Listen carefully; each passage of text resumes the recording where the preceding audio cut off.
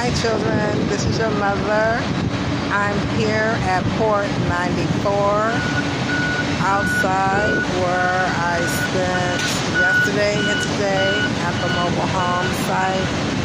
And anyway, it was alright. Now I'm down here or in the area at Port 94 where the U.S. Navy ships are at port. And they're doing some work. They have some crew on the ship doing some work, and that's in the background behind me. There's gravel here, there's trucks here, and I thought I would film for little Zane because we don't know what he may do if he decides to go into the military and what military arm. But your grandfather, Worthy Shankle Sr., who's also an Indian chief and born in Shankleville, Texas, where there's an Indian Hill, he also worked at the United States Oakland Naval Shipyard, which is a part of these boats here in the background that you can see behind me. And it's just in the ocean, and there's an anchor there. Anyway, he worked there for several years, even in the 1960s. He paid for your grandma Helen labor and delivery in 1966 year December from working at the Navy shipyard where you notice this Navy ship is now today, gray, and it has at the top there, this one looks like it's red, white, and blue, which is the American colored flags. This ship probably has gone into foreign waters overseas and brought cargo in to America from another country outside America. But anyway, your grandfather, Worthy Shankle, who died in the year 2001, he did this for several years, and he paid for my labor and delivery with Anthony, your uncle, Anthony Shankle. It's 3 months apart. So this is why I'm filming this, because you need to know that we are Indians, black Indians.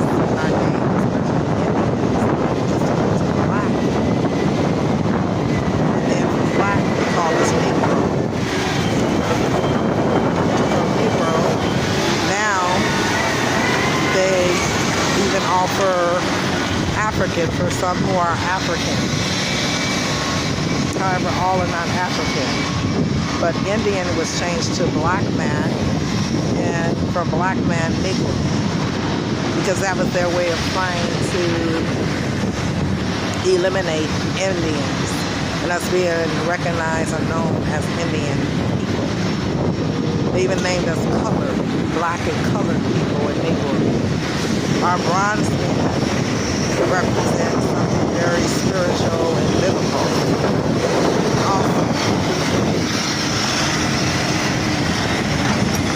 There's a truck, it's carrying cement or something, and all this is a part of us being founder in the frontier, because before there was a United States, this was considered to be Indian, the Indian country, Indian nations.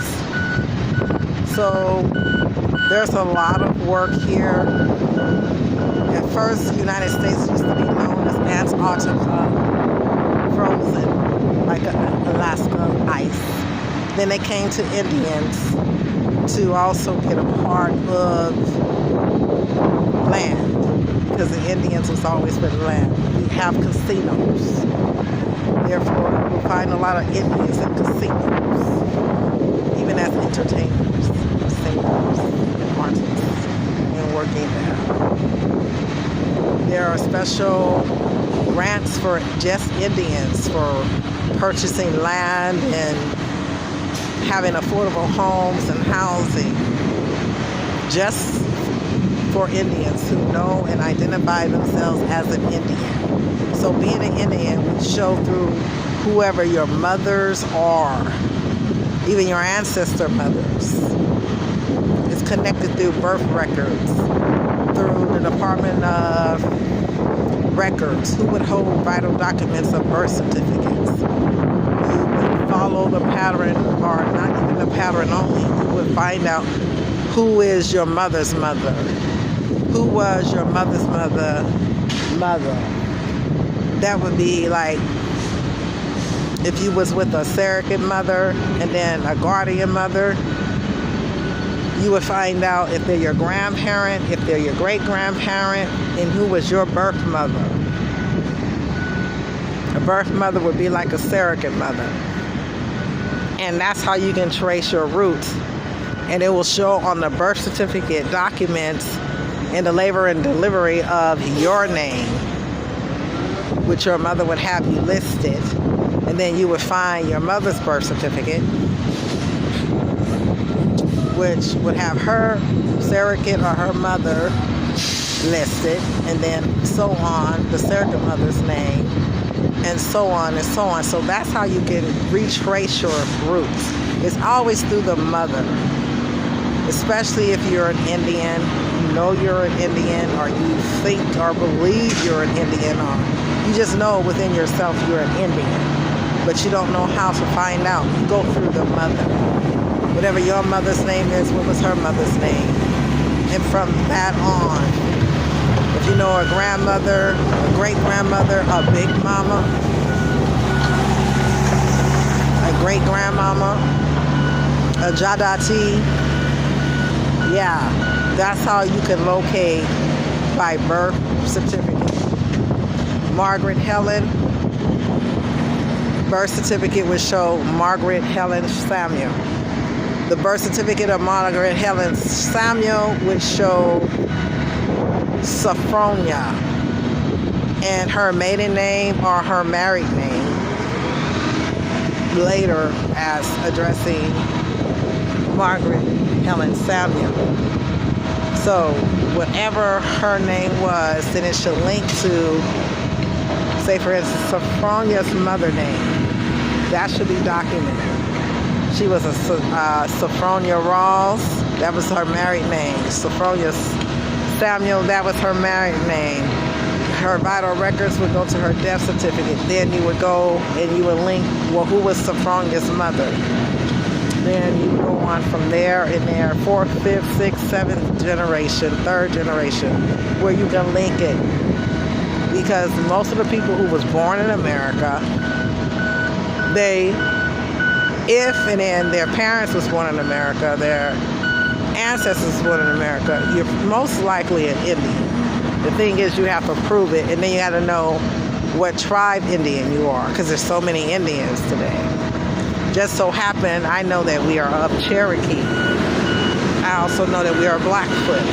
I know that we are from the Alabama, the Montana, the Mississippi, the Memphis. We are the Clan, the CLAN. The Indian tribes are clans. So you can choose if your mother is a Cherokee, you can be a Cherokee, or if you know that your mother is also Blackfoot, you can be a Blackfoot.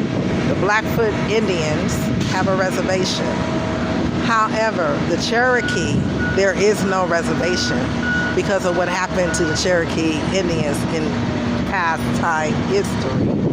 However, the Cherokee Indians are very vital, very important, because they are the ones, and I'm not saying that the others aren't important, but the Cherokee is very unique as Indians because we are over countries, such as India. We are also Republicans. That is also sovereignty, but also the Blackfoot Indian is known as sovereignty. That is where you have the United Kingdom, Queen Elizabeth, her sons, her children, her grandchildren. They're Blackfoot Indian men, which means that there's a reservation. You are a part of that reservation. You are a part of whatever that reservation does annually, every year. And that is your family. And you stay connected to that family. And you do the things of that family and of that tribe and custom. So It's just a matter of you can be enrolled in the reservation, but you can also be known as a Cherokee because a Cherokee Indian doesn't have a reservation, so there wouldn't be a conflict. What you would do is participate as a Blackfoot Indian. This is a part of who we are as royal family and Bible. Our family is the Bible. We are the Bible. Other people see us as a story. Some people think it's a pretend, but it's a reality. We have a reality. Just like the U.S. Navy has a reality. Just like the Air Force has a reality. Glenn Cooper was in the Air Force. It says aim high. That may be why I chose aim high for you guys when you were in daycare. Glenn Cooper was also United States Army, which was land. So he went by air and land. And then we have other family members, and Javier's another, Javier Green. He went by U.S. Navy, which is right here in the background. That's by water. Element of surprise. It's also a submarine. It looks like they can go on the water. One thing about military ships, they can be built as a submarine, which means they can go down underneath the water. They don't always stay on top of the water where they're seen. They can come out by element of surprise if under attack. America's under attack.